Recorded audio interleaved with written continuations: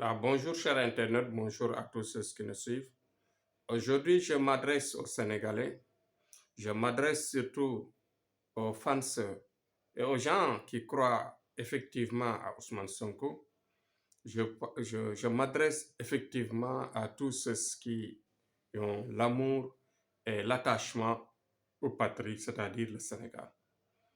Nous sommes dans une situation sensible qu'on peut traverser dans la paix, mais qu'on peut buter. Une situation où un danger nous guette. Un danger guette le pays. Tout le monde le sait. C'est une répétition. Bon, mais ce qui me fait faire cette vidéo aujourd'hui, si tu prends le sujet et de sortir du cadre du grand marabout, voyant et guérisseur que je suis, aujourd'hui je parle en tant que patriote. Je parle en tant qu'amoureux du pays, amoureux du Sénégal. Parce que si le Sénégal est bouleversé, quand il n'y a pas de paix, nos enfants y sont. Nous avons nos enfants ici, nous avons notre gagne-pain ici, nous avons nos parents ici. Nous sommes tous unis et un. Cela veut dire qu'on ne peut pas quitter notre pays.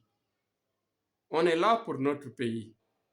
Donc, quand il y a des choses que nous voyons, c'est normal qu'on en parle. Je vois dans mes rêves aujourd'hui ce qui m'a réveillé la nuit. Parce que je ne dors pas beaucoup la nuit. J'ai vu dans mes rêves que autour de Ousmane Sonko, j'ai vu beaucoup de business.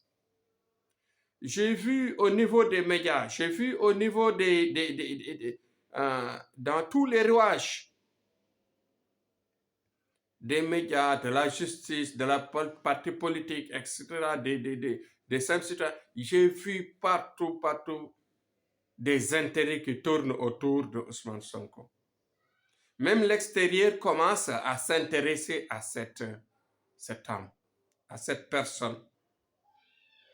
Moi, je fais appel aux gens de bonne volonté qui peuvent l'aider, de m'approcher et que je leur dicte seulement ce qu'il faut faire. Il est en train d'être brisé. Ousmane Sonko, si on ne fait pas attention, il sera détruit.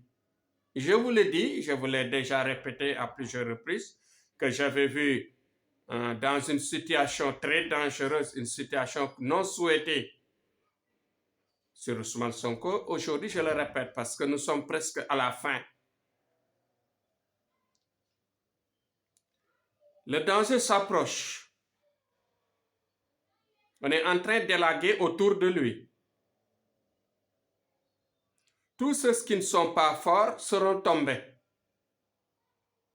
Tous ceux qui ne croient pas réellement à ce qu'ils avancent, à ce qu'ils disent, ne vont pas arriver à bout.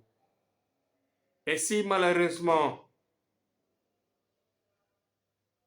ensemble, vous ne l'aidez pas, il finira par abandonner. Je vous l'avais dit, je suis constant dans ce que je vois parce que moi, quand je vois, je reste dans mon sillage de vision et je connais. Je ne parle pas par hasard.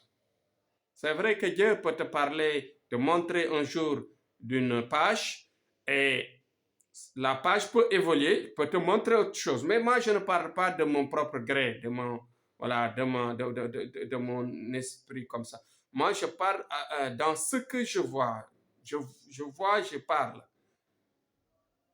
Je parle avec conscience, je suis mes raisonnements. Mais Ousmane est dans le danger. Le danger le guette, tout le monde le sait.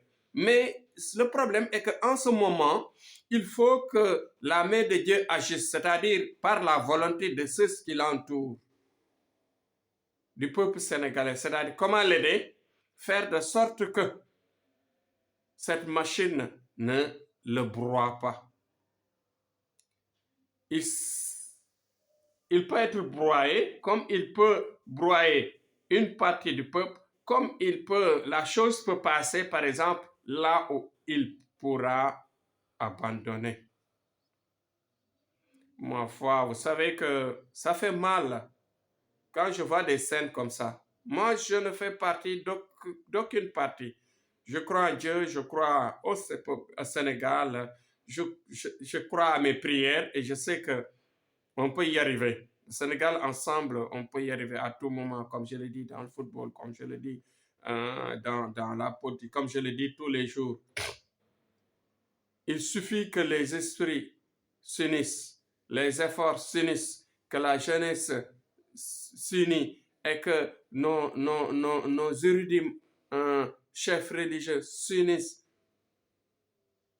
et orientent le peuple dans le chemin de la gloire. On va y arriver. Seul le travail paye. Il faut que dans la main dans la main, malgré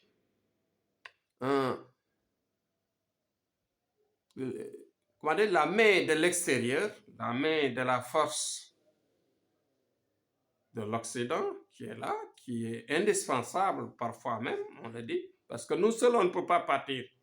On est trop en retard par rapport au monde. Mais comme ils ont la force, c'est bien qu'ils nous appuient, d'accord, mais il faut qu'on négocie les intérêts, que l'on ne laisse pas faire les choses passer comme ça se passe actuellement. Il est difficile que j'en parle parce que ce n'est pas mon métier, ce n'est pas ma mission. Ma mission est juste d'aider les gens dans la prière rapide, dans le mystique, etc. Mais c'était une parenthèse. Aujourd'hui, je prends l'engagement aujourd'hui d'en parler parce que c'est le seul opposant à l'extrémité qui peut aider après le pouvoir actuel. Après le pouvoir actuel, c'est le seul que je vois pour le moment qui peut nous aider à peut-être faire des changements, à nous défendre, à défendre les intérêts du pays par rapport à ce qui se passe, etc., etc. Si bien que ceux qui sont là travaillent, on ne peut pas l'ignorer, mais ça peut aller mieux avec l'arrivée de Sonko. Nous le savons très bien parce que au Sénégal, il y a beaucoup d'intellectuels, il y a beaucoup de gens qui connaissent ce que je dis. Mais je m'adresse aujourd'hui aux amoureux de Sonko. Le leader, Sonko, est gravement en danger du début à la fin. Ce qui la guette, c'est l'abandon ou la destruction.